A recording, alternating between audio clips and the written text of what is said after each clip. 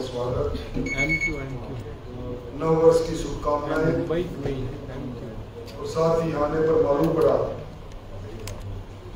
जिनसे कई बार कई प्रकार की प्रेस वार्ताओं में साक्षात्कार रहा, कलम जी हमारे बीच में नहीं रही, कुछ समाचार उनको श्रद्धांजलि। आज की इस पत्रकार वार्ता में मुख्यतः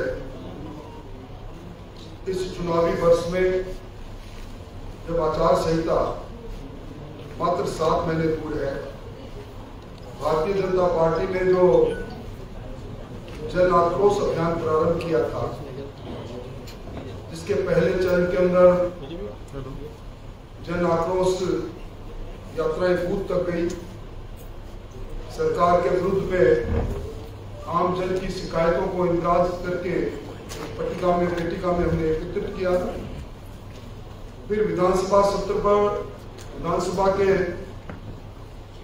कई सम्मेलन हुए और उसके बाद अब इस जन आक्रोश के इस अगले पड़ाव की हम प्रारंभ करेंगे इसी 15 मार्च से लेकर 5 अप्रैल के मध्य में कई सभी जिलों के अंदर सरकार के विरुद्ध में जिस प्रकार के कुराज के कारण किसानों को लूटा और पीटा, नौजवानों के अरमान तोड़े गए, अपराध और अपराधी दोनों बेकाबू रहे, विकास सशक्त रहा, ठप रहा,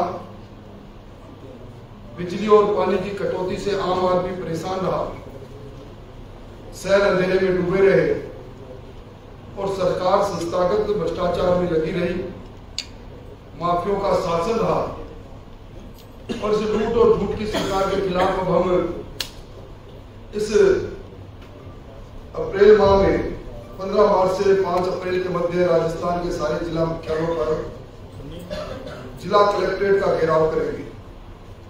पार्टी के वरिष्ठ नेता हर अलग अलग सम्मेलन में जाएंगे और वहां इस अराजक सरकार के बारे में हम अपनी बात कहेंगे।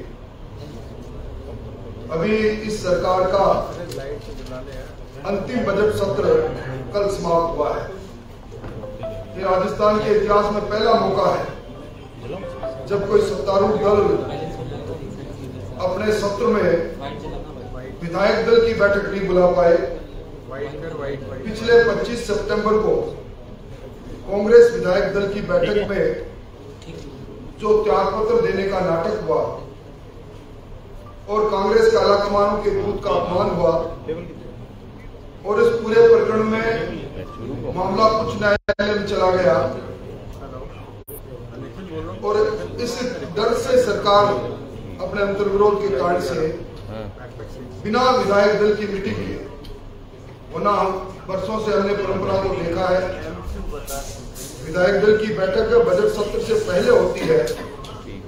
भारतीय जनता पार्टी ने जब भी मंगलवार आया, विधानसभा का सत्र आहूत रहता है, हर मंगलवार को बैठक करते हैं। हमारी 4 बैठकें अलग अलग समय पर हुई।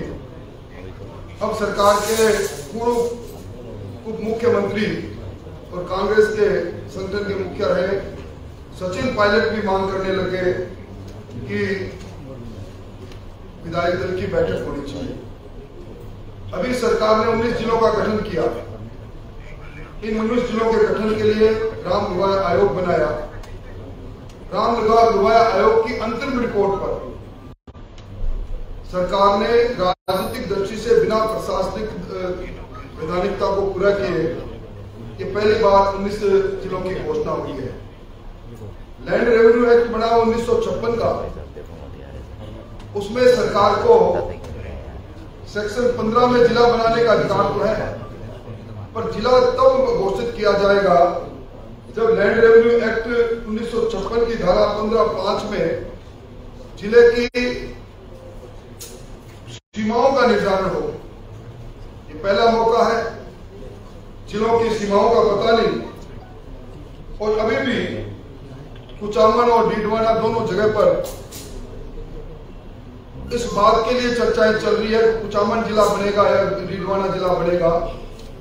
कोटपुतली और बहरोड इन दोनों में 35-35 किलोमीटर की दूरियां है इनमें भी कसमकस है कौन सा जिला बनेगा।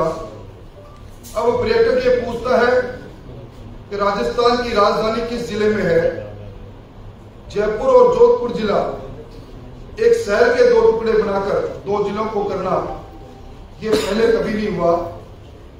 सीधा ग्राम पंचायत से दूदू को जिला बना दिया, खेड़ली को जिला बना दिया।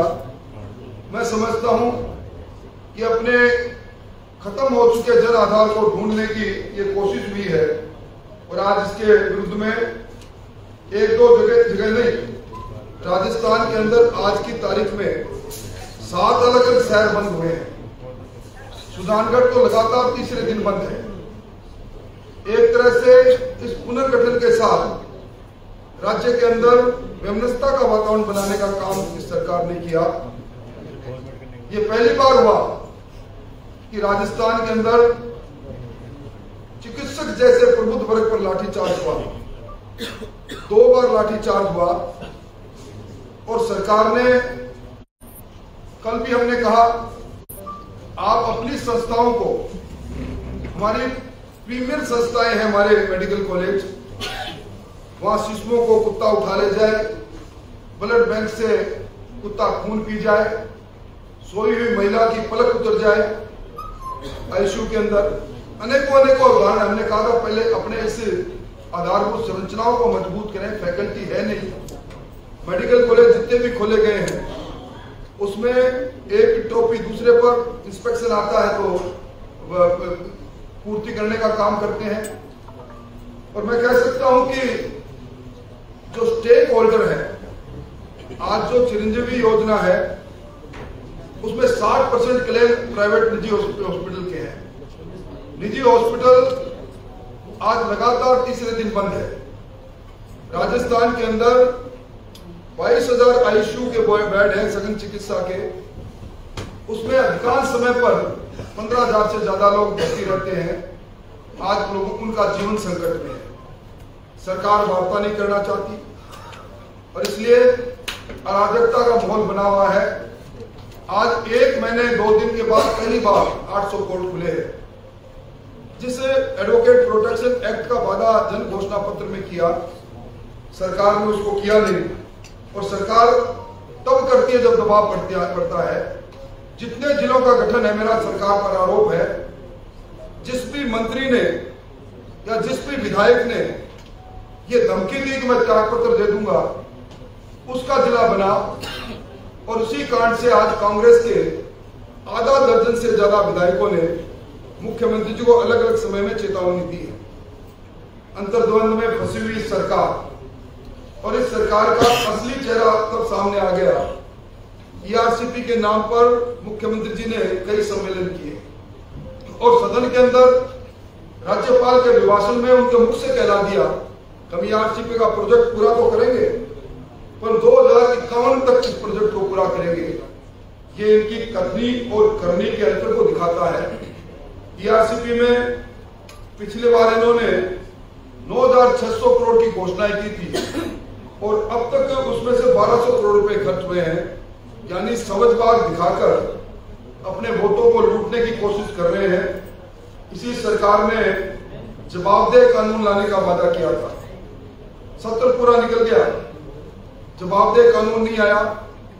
फार्मर डेट रिलीफ एक्ट बजटीय घोषणा थी, किसानों की जो जमीन नीलाम हो गई, विधानसभा में सरकार ने स्वीकार किया कि 3,80,000 करोड़ 3,80,000 किसानों के 6,000 करोड़ से ज्यादा की राशि बकाया होने के कारण से जो नेशनल बैंक और शेड्यूल बैंक उनके किसानों को के खाते एनपीए हो गए।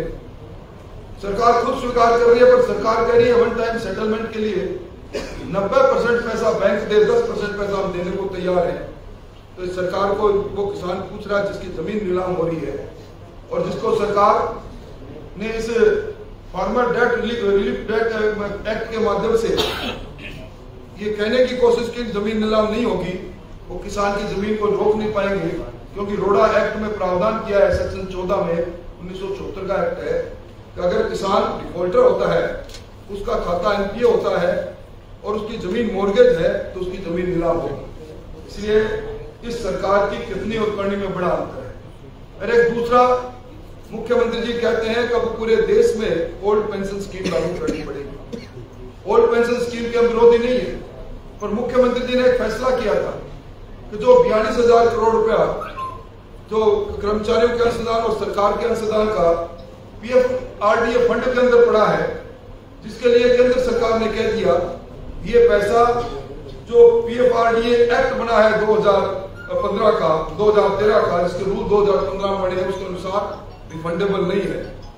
मुख्यमंत्री जी ने GPF सिस्टम लागू करने की घोषणा की थी और ये मंत्रिमंडल की बैठक में कहा था कि हमें पूरा पैसा GPF में डालेंगे ताकि ओल्ड न्यू पेंशन स्कीम के तहत